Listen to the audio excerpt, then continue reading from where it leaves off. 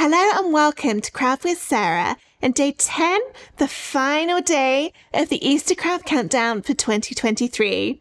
I'm ending things on a little bit of an impressive note with this giant off-the-mat daffodil wreath.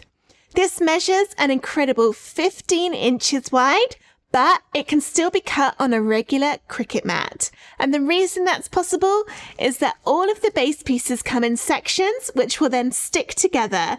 And you can even tie some twine in it like this so that you can hang it up just in time for Easter or spring.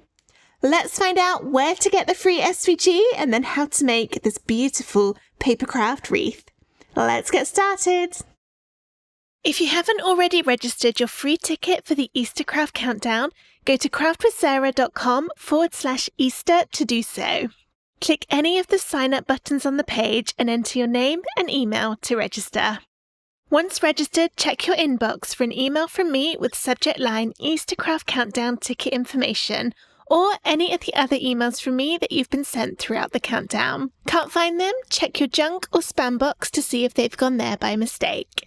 These emails contain the link to view the countdown projects and download today's files. Scroll down the page to find today's project. Click the button to start the files automatically downloading to your computer or mobile device. Each download is only available for free for 24 hours after it goes live. If you've missed some, check out craftwithsarah.com/Easter bundle to purchase immediate and ongoing access to all of the files from the Easter Craft Countdown. Each file will also be available to purchase individually from my SVG shop once the free version has expired. All downloads come in zip folders. You need to unzip them before you can upload the files into Cricut Design Space.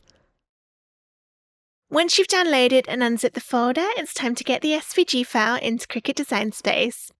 Open up Design Space and start a new project, and then go into Upload on the left, and then Upload Image. You can then either click Browse to find the file on your computer, or drag and drop it in. Make sure you choose the unzipped version of the folder, and then within there are two different versions. There's a large version and a small version. The small version is designed to be cut from your regular sheets of cardstock, so it will all fit on one sheet. That means you're limited on the size to your size of your cardstock. So for me, that would be A4 card, which is what I have here in the UK. You might have US letter card or maybe 12 by 12 inch. If you want to make a bigger version, which is larger than the Cricut machine, then you want to choose the large version in the folder here, which is what I'm going to show you how to do. Make sure you choose the file which starts SVG in the file name, and then click and drag it in. It should look like this, with all of the layers one on top of the other. If yours looks different and you see all the layers next to each other instead, that means you've accidentally uploaded the wrong file. So if that's the case, click cancel down on the bottom, try again, and make sure you choose the one which starts SVG. Let's go for upload, and then click it to get the green border, and then press add to canvas. Now, for some reason, this is not loading in as big as it is supposed to. I am going to try and fix that by the time you get the file, but in case I can't, here's how to resize it. We need to make sure the padlock icon is closed, so click it. You probably will need to click it twice until it updates to be closed, and then change the width to 15 inches, hit enter or return on your keyboard, and then the height will change too. So my height's changed to 14.475 inches. And this is the size I've designed it to be cut out when it's big, and this is the size that I showed you at the beginning of this video. I'm not sure why it's not loading in at the right size, but as I said, I will try and fix it, but who knows, maybe I won't be able to. Now, even though this is 15 inches, which is bigger than a Cricut machine, you can still cut it from your regular A4, US letter, or 12 by 12 card. And the reason for that is that the very big layers at the bottom, the green layers, if we scroll all the way down the layers panel, there are lots of pieces in this. The bottom pieces of the wreath are actually in 4 separate parts. There's 3 of them. The other one of that colour is down there. Don't know why, but that doesn't matter. So what we're going to do is we're going to cut these out in 4 and then stick them together to make the final wreath shape. It'll be a little bit easier to see what I mean if I go to Make It, where it separates out all the colours. And if we scroll down here, there we go. So this is the one of the layers of green. You see it comes in 4 pieces, and these all have a little overlap space on each of the edges, which is how we're going to stick it together. The other greens have little holes in the top 2 pieces, and this is where we'll thread some twine or ribbon through so we can actually hang this up when it's finished. I'm going to need to change my paper size for everything, which you can do in these drop downs. And I'll do A4 so you can see it does fit really nicely. Even these really big pieces will fit on A4 or US letter. Go ahead, get everything cut out from cardstock. It is a lot. It will take a while. So mine's at 24 mats at the minute, but by the time I've added on everything to A4, it'll probably be more like 30 sheets of card. Of course, you can make it a little bit smaller if you don't want to use up quite as much cardstock, but I think go big or go home. We're going to make this a really, really big size, and it's going to look amazing. Get everything cut out from your cardstock, and then I'll show you how to stick it all together. Here are all of my layers of my giant wreath, and I've laid them one on top of the other just to check that I'm happy with all the colours and where everything is positioned. And I'm going to try something a little bit different this time, and rather than start right from the bottom and work upwards, I'm going to stick together the flower pieces on their own first, just because everything is beautifully in position at the moment and I don't want to mess it all up. So I'm going to ever so carefully move this to one side so I've got some space to work, and then bring in, I've got my bottom right daffodil, which is one of the ones where you can see the whole flower. And this is made up of 1, 2, 3, 4, 5, 6 pieces. And we'll start with the bottom and glue the piece with the little petals taken out of it onto that base layer.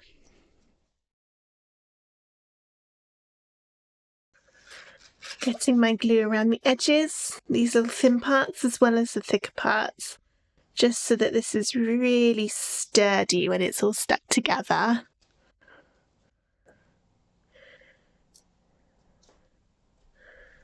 One. And then next we've got the solid layer, and this will be a foam square layer. I've got some slightly bigger foam squares than I would normally use, just because this project is a little bit bigger than I would normally do. But if you've only got the really teeny tiny ones, that's absolutely fine too. You just might need to add a few more.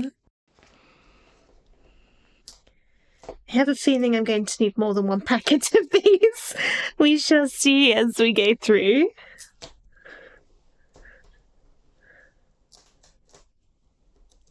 I'm peeling the tops off of the foam squares to reveal the stickiness underneath, and then put this on so that it's going to cover up the 3 solid layers on that bit we've just stuck on. And make sure you get it the right way round, because these little bits in the middle are all different. And then we're going to do the same thing with this layer. Just not entirely convinced I've got that around the right way. I'm just going to check. Yeah, I have. Okay. Always better to check before you put the glue on rather than risk putting it on the wrong side. Which I have, of course, done many, many times. Goes there. I'm just dabbing it gently on the edges because I don't want the glue to smush out. Then the next layer is this one, which will be another foam square layer. I think I'll add 2. I was wondering if I'd get away with just 1, but 2 would be better. And again, this does have a right way round. I find it easiest to kind of find the biggest blob and line it up from there. And finally, the one on top will be glued.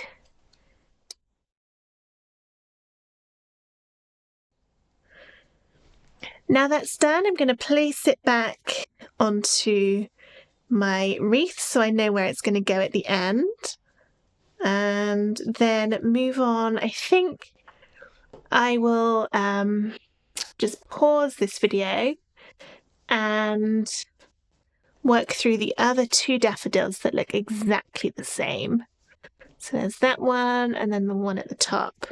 So I'm going to do these ones next, and then we'll come back and have a look at some of the other flowers. I've stuck all those other daffodils together, so now it's time to move on to these two. I've already stuck this one because they go together very similarly. It's just this one over here that's facing to the right has these extra little bits on top. So this is the one I'll show you how to stick. I've also already stuck together all of the little daisy flowers because this, I'm going to drop it. This is just the white layer is glued onto the yellow layer, so they are nice and simple. This daffodil's next, and then we've just got the tulip flowers to go. And of course the massive base pieces. But we'll worry about those in about 5 minutes' time. Adding my glue, lots and lots of glue. One thing that's nice about these giant off-the-mat projects is that it does make it easier to stick all the little bits together just because they're bigger. Next is the solid white bit to go on top, which will be a foam square layer. Dab my foam on here.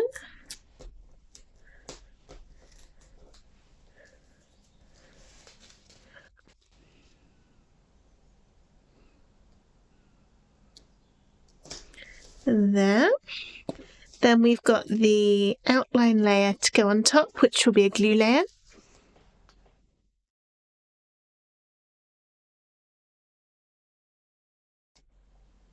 Here we go. And then next is this yellow layer, which will be, can you guess? A foam layer.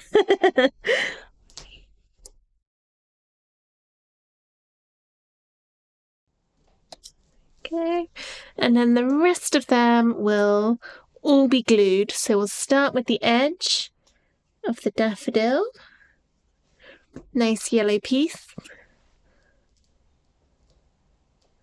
There, and then 2 white bits to go on top.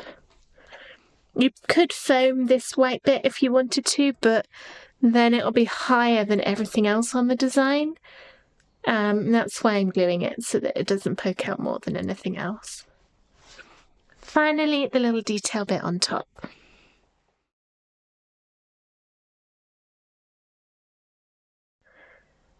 There. Daffodil, put that back where it's going to go. I've got myself all confused about how that goes on there now.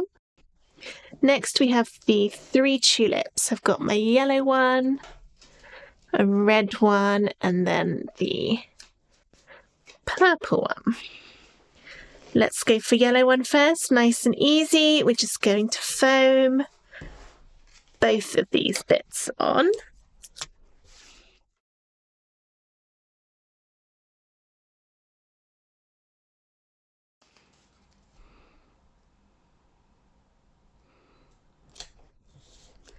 Tulip 1. Tulip 2 is the red one. This one is 4 pieces. There we go. So the first one will be foamed onto that bottom bit of tulip.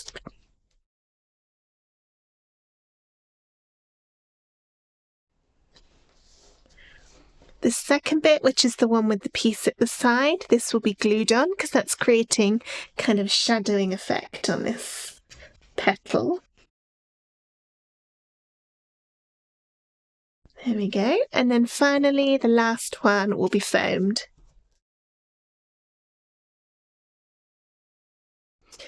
Place that one back, and then last but not least, this one. So I'm going to foam this bit, the darker bit.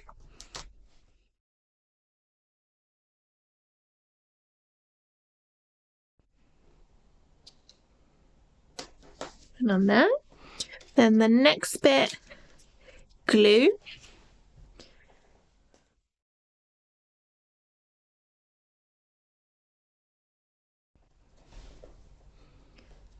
And finally, foam.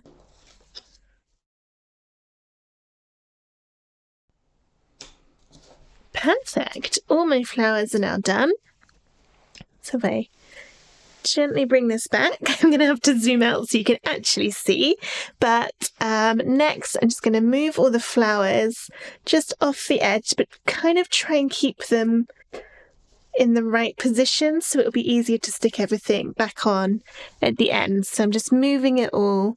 I'll have a nice circle of flowers around me.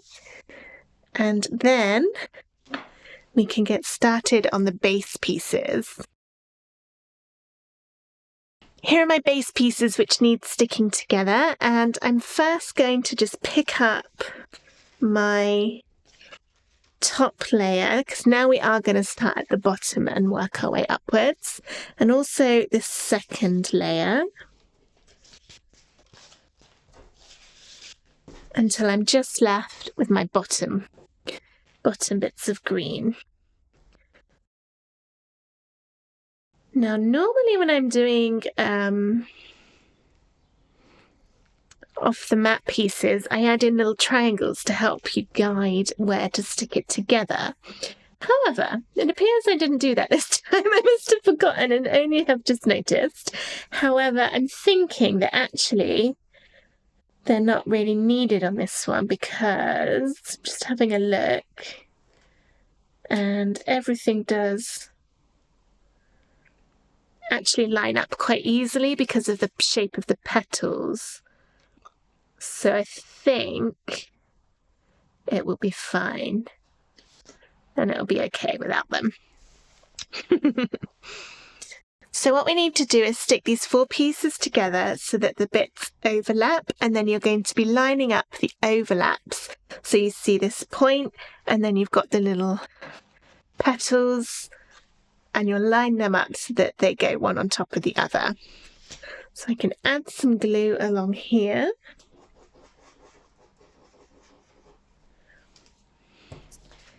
And then put this into place. This one's nice and easy.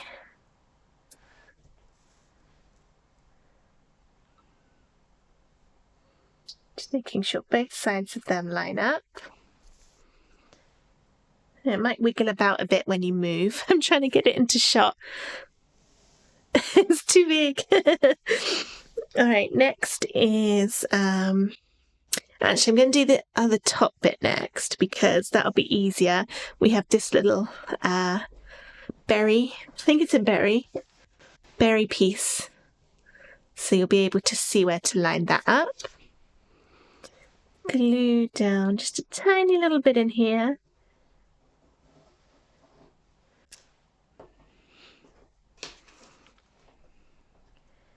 And line that one up.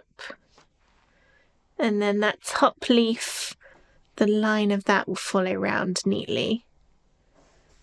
There we go. And then this bit will overlap both. So it'll go on top there and also overlap on that one.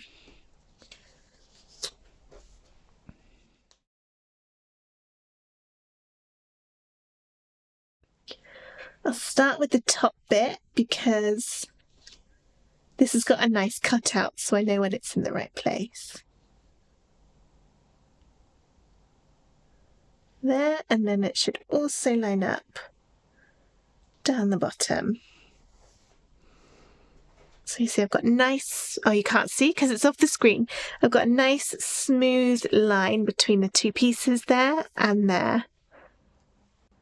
And now I'm just going to wait for that glue to dry before I do anything else, otherwise it will start moving about. These pieces are now all dry, so I'm going to turn it upside down and add some sticky tape along all of these join lines for a little bit of extra stability.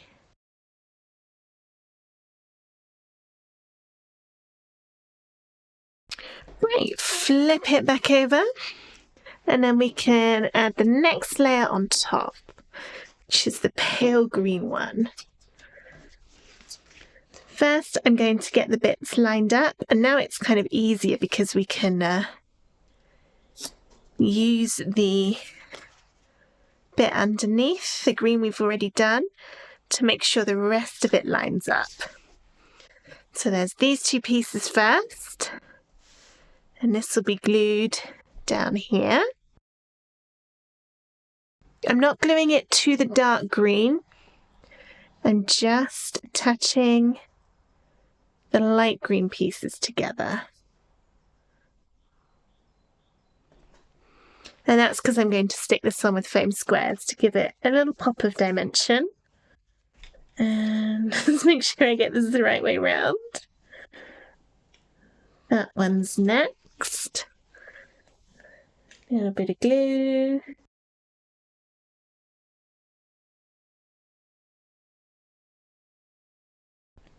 That's better. And now my last piece, which will have two joiny joins. And does that overlap too? It does. Bit there, and on this one.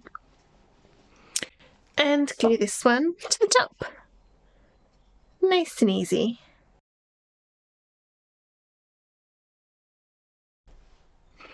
Once again, I'm going to wait for my glue to completely dry on this one and then turn it upside down again and add some more tape. My pieces are dry now, so I'll turn it over and once again add some tape down all of those join lines.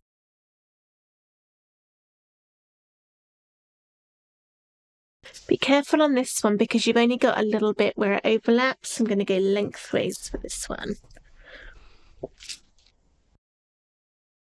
I'm going to stick this layer on with foam to give it a bit of pop from the background, and it's also going to give us more for our twine to thread through to make that more stable too. So let's turn this upside down and add a whole ton of foam squares. This might just take a while. So you want to make sure that as well as going kind of around the edges, you also put foam in the middle of the different sections, because otherwise it won't have anything to sort of hold it level in the middle, and you'll find the cardstock will dome down because it's just so big and heavy that it needs that stability in the middle of all these little flowers to hold itself upright. So I'm going to speed this bit up with the magic of video editing until it's ready to stick onto that bottom layer.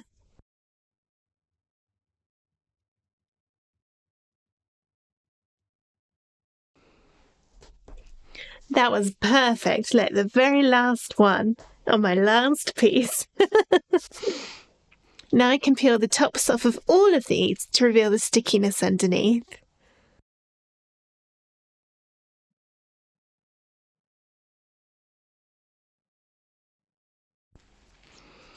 That's all of those done, I think. So now it's time for my least favourite part of the whole project, which is getting this on and lined up. Luckily, the outlines in the middle are quite obvious to know if you're in the right place. I'm just kind of gently getting it into position, and I'm going to drop it just ever so carefully without putting any pressure on it. And that's because if I hadn't lined it up right, I could just pick it up and move it without damaging anything. But actually, that looks pretty good, spot on. I didn't need to be worried about that at all. Alright, I'm just pushing down on it to get all of the foam squares stuck. And then next I'll add my twine. You could use ribbon or whatever you want, but I've just got some twine. I normally cut more than I think I'm going to need because I can always cut it shorter at the end, but I can't make it longer.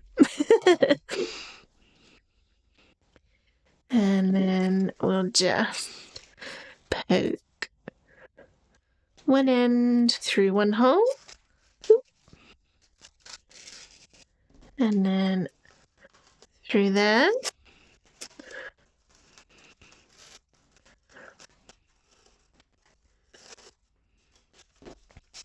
Try and get that roughly in the middle of my very long, actually, piece of twine. There we go. And then I'll sticky tape over that to keep it in place. This is going to be covered over by the next layer of green, so don't worry that it's a little bit ugly. Push that down. I'm going to do another bit.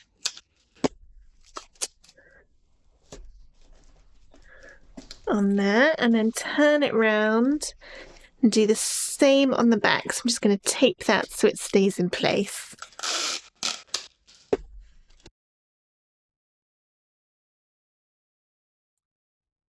Which is obviously completely moved as I did that.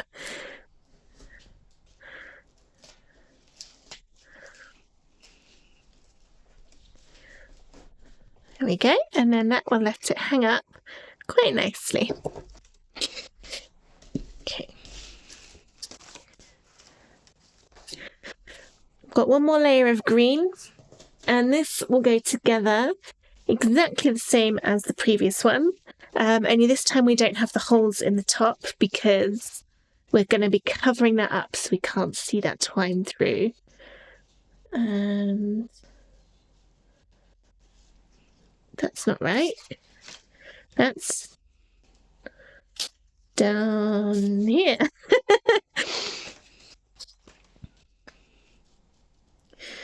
Okay. Seeing as that one went a little bit wrong, I'm just going to make sure these are all in the right order before I stick them down. 1, 2, 3, and 4. Perfect. So for these ones, these also needs to be foamed to the layer underneath because otherwise you're going to have a bulge where the twine is going in there, which we don't want. So once again, I'm going to glue all these together, turn it over when it's dry, and add sticky tape down the join lines, and then foam it to the layer underneath.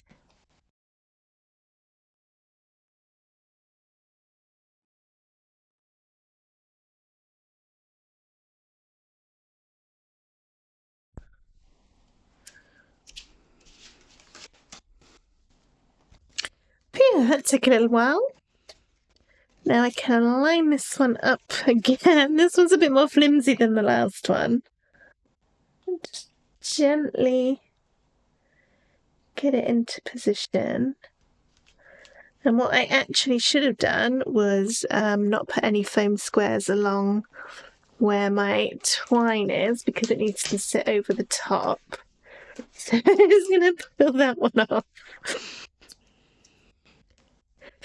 And then push down. Fab, almost done. Just going to add those flowers. So I've moved everything around so it's not in the right place anymore. But I'm going to roughly get everything into place and then start sticking.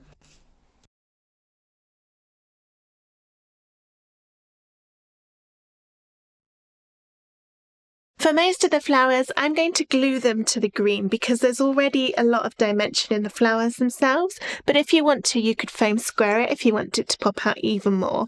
The only ones I'm going to use the foam for are the little daisy ones because they're quite flat, so I want them to have a little bit of pop. But for all the others, I think I'm just going to glue them on.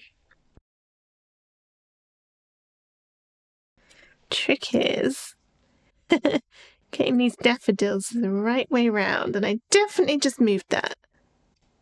There we go. If you're not sure which way up the petals should be facing, then check the project in Cricut Design Space and just have a little look at how it looks in there, and then match your flowers to what you see. This is really pretty.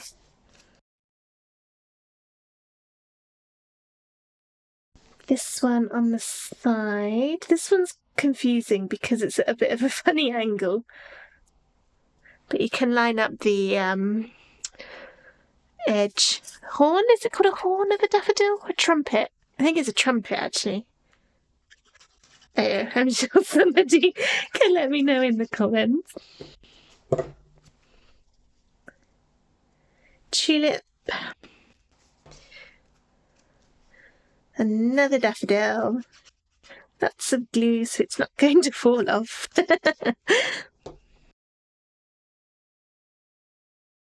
I'll leave the daisies till last and just move straight on to the other daffodil.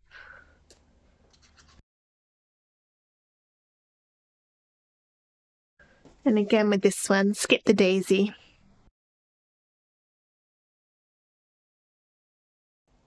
There, last one.